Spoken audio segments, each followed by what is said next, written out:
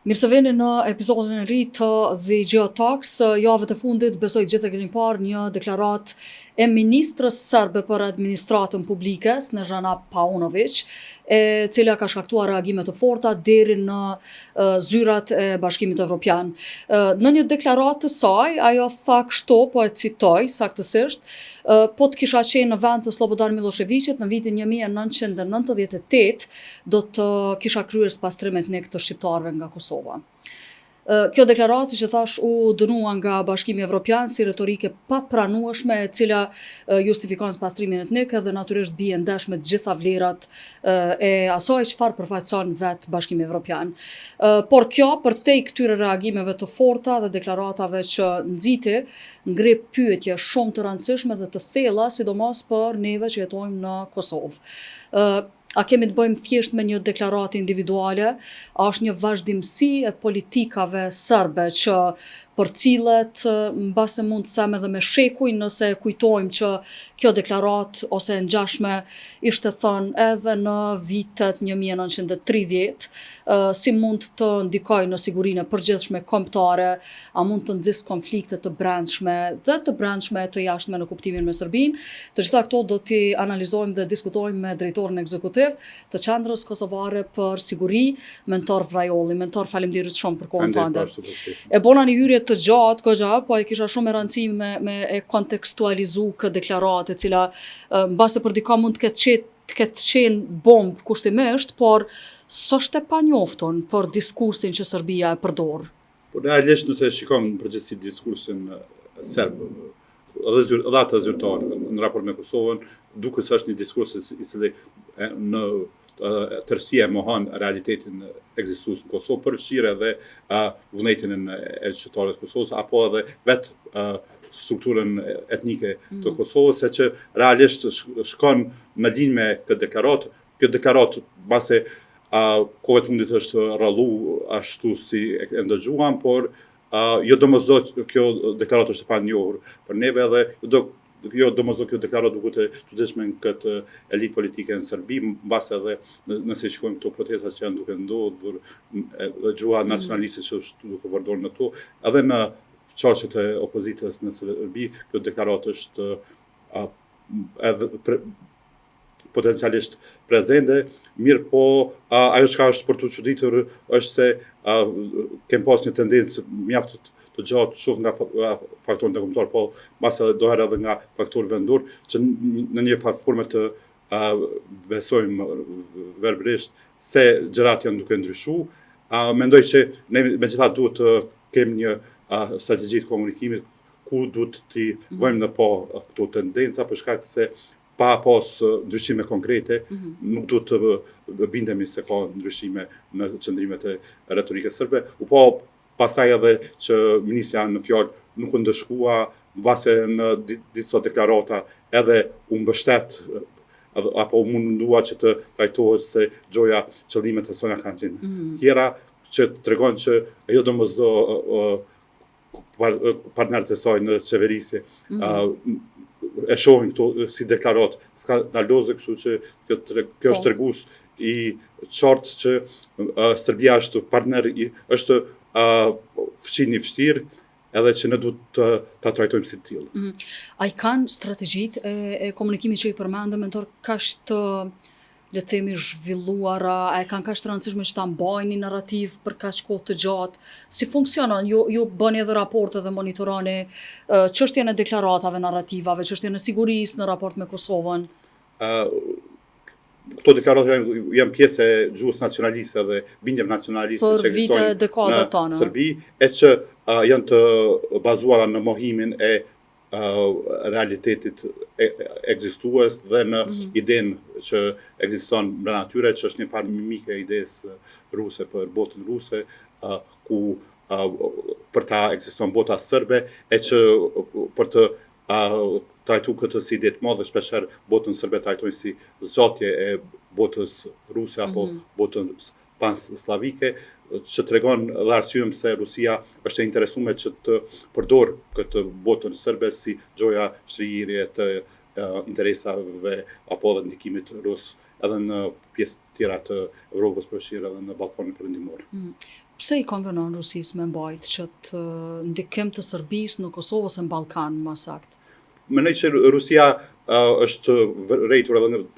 në luftën në Ukrainë se domosdoshmë është e fuqishme aq sa pretendon se është e fuqishme dhe ka qenë propaganda e saj e cila ka mbajtur Rusinë si superfuqi e nivelit botnor, tash që është duke ballafaqur. Po thoni që s'ka qenë vërtet, thjesht propagandë. Këtë qartë asgjë që Rusia nuk ka qenë aq e fortë sa ka pretenduar që të jetë dhe mendoj që Evropa ka mbivlerësuar Rusinë si do thotë kaq rol të madh ka propaganda që ta dim për çka po flasim. Absolutisht, do thotë mendoj që Rusia ka arritur ta bindë që është shumë më e fortë edhe ushtarakisht edhe në çdo formë se sa Bashkimi Evropian përkundër faktit që kapacitetet buxhetore të Rusisë për të mbajtur një ushtri kanë qenë 100 herë më të vogla se ato të Bashkimit Evropian. Çka synon një deklaratë e tillë e përsëritur ndër vite, dekada, mbas edhe sheku i gati e Serbisë, për shembull? Çka synon me mbajt gjallë? Çka don me këtë deklaratë? Një rënon dëshon të tregoj ambicien serbo-mallë që të ketë një shtet madh serb i cili është fuqi e pakontestueshme në rajon dhe dominon të gjithë përreth. Në tjetër mendoj që synon që po ashtu ta faktorizoj jetëgjatësinë e tyre politike në brenda Serbisë duke dhënë deklarata të fuqishme edhe duke pas parasysh që ata veç se kanë ndërtuar një elektorat me bindje tjetër nacionaliste, siç e përmenda edhe këto protestat opozitore që janë duke bërë tregojnë që një pjesë e madhe e atyre që janë kundër regjimit aktual kanë po të njëjtën narrativ edhe po të njëjtën ambicie sa i përket ndërtimit të kësaj të ashtuar së botës serbe. Apo i përdoren emocionet e njerëzve në raport me këtë çështje, a edhe popullata jashtë politike, le ta quajmë, vërtet mendon që një ditë mundet me u kthy Kosova? Nuk dija, mendoj se kjo është realistike, por mbase të paktën në kjo tingëllon diçka që ata e kanë si ëndër që të i bashkojnë një ide të tillë, e përmenda që është investuar qoftë në sistemin edukativ, po qoftë edhe përmes mediave dhe narrativave të ndryshme që popullata serbe të përfaqësoj këtë ideologji nacionaliste, edhe për faktin që ke pasur një qeveri atje mjaft korruptuar, sa jo domosdoshmë ka zgjedh probleme ekonomike, sociale, një numër i madh i qytetarëve edhe atje janë duke ikur, po sikurse që duke ndodhur në vendet e tjera të rajonit për shkak të mos shpërndarjes së resurseve të gjithë qytetarët për shkak të kapjes së resurseve, kështu që mendoj që kjo i konvenon klasës politike, por jo domosdoshmë do të thotë që ndryshimi i kësaj klase politike do të sillte risi të madhe në këtë çështje.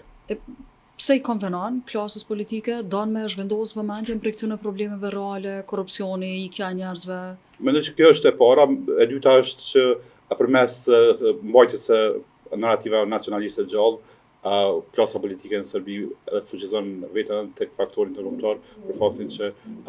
shpeshherë kanë pretenduar që ata janë duke mbajtur qytetarët në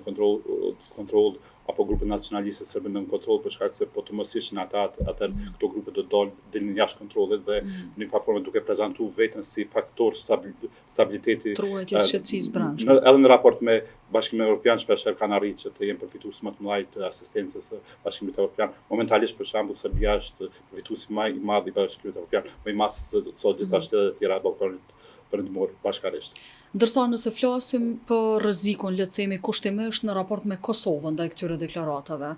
çka duhet me pas kujdes Kosova, çu duhet me i trajtu deklarata të tilla? Këto deklarata duhet të trajtohen me seriozitet edhe atëherë kur nuk bëhen, lërë më atëherë kur ti vetëm se i ndëgjon edhe e sheh që pola tjetër as nuk është duke marrë me to si diçka të pazakonta. Ne duhet të sigurohemi që të kemi fuqizim të institucioneve shtetërore, përfshirë këtu edhe rritjen e kapaciteteve të policisë Kosovës, rritjen e kapaciteteve të forcës sigurisë Kosovës, si dhe po ashtu një farë forme incentiva ekonomike që të integrojë sa më parë dhe sa më gjithëpërfshirshëm qytetarët e komunitetit serb në Kosovë për të siguruar që ata nuk përdoren si vegla për të destabilizuar Kosovën nga brenda. E përmendë shkurt ma herët, po du me i dhonë pak ma shumë rëndësi, se po e konsideroj shumë të rëndësishme këtë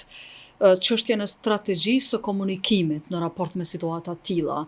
Qysh e vlerëson mentor, qysh u ka përgjigj Kosova një deklaratë të tilla? Ka pas strategji ose a duhet me zhvillu tutje strategji për parandalim të deklaratave të ngjashme? Është një tendencë e mbarë shteteve të cilat janë duke ballafaqur me dezinformim dhe me luftë hibride që të krijojnë njësi të veçanta të komunikimit strategjik, e që kryesisht i përbëjnë centralizimin e komunikimit strategjik me idenë që pjesë e komunikimit strategjik të jetë e gjithë një përforma gjithë shoqëria, përfshirë gjitha institucionet, por jo vetëm institucionet, por edhe shoqëria civile, mediat dhe aktorët e tjerë, për të siguruar që këto lajmet dezinformative apo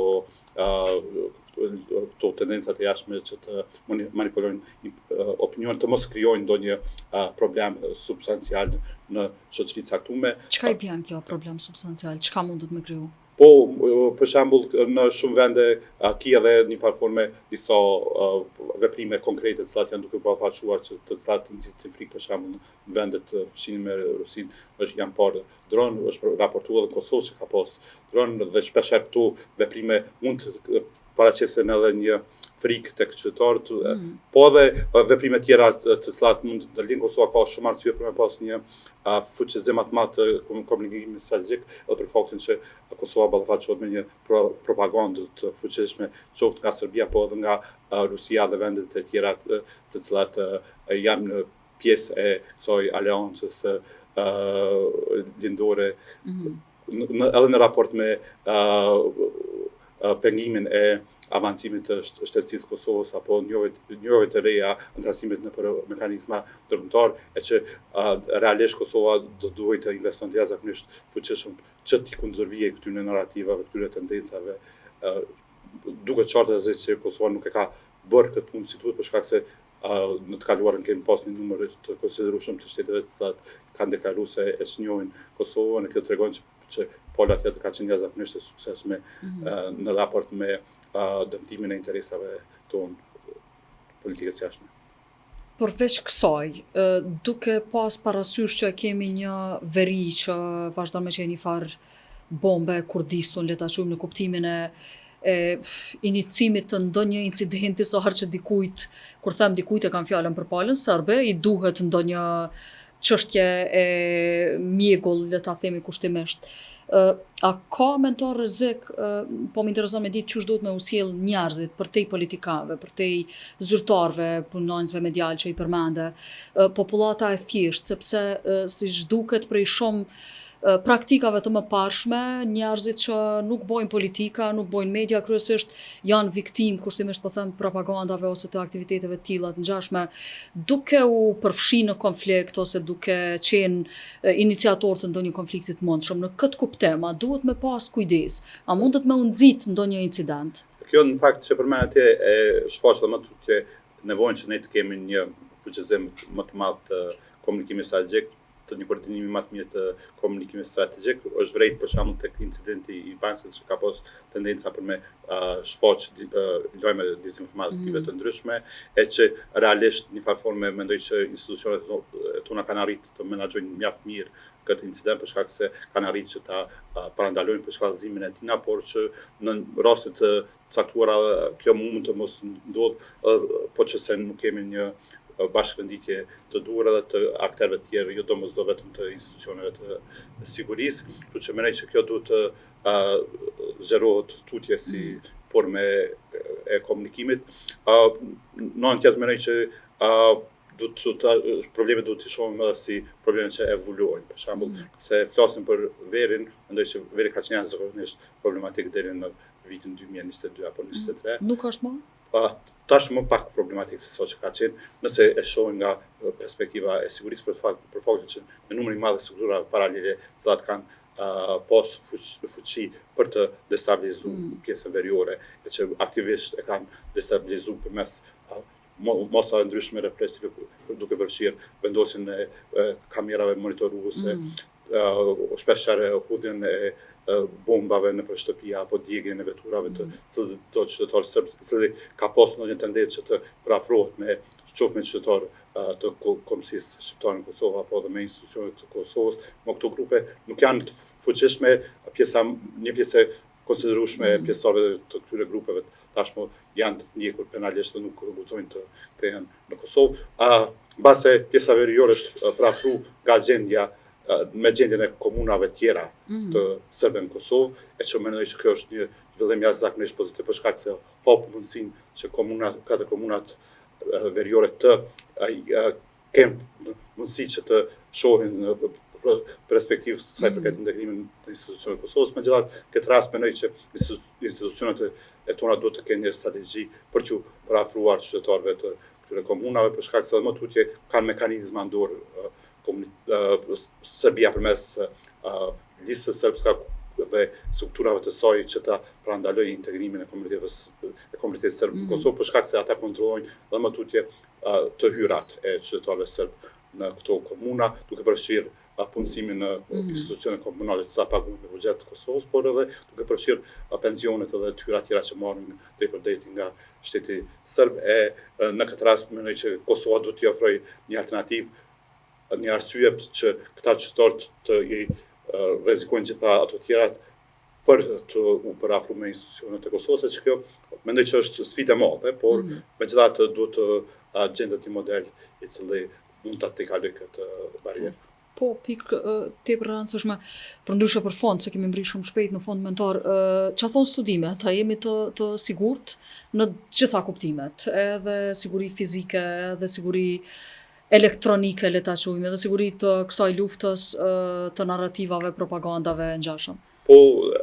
siguria duhet të shihet në plan afaqshkurt, afaqmesëm, afaqgjatë. Mendoj që në plan afaqshkurt nuk është se dikush sheh ndonjë rrezik shumë të madh me përjashtim këtyre kërcënimeve hibride, të cilat janë duke ndodhur në mënyrë vazhduese kudo, jo vetëm në Kosovë, por kudo në botë.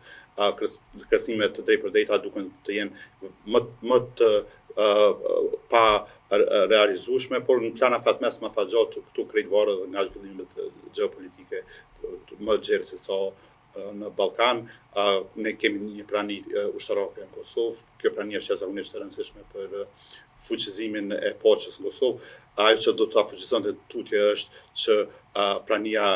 ushtarake e NATO-s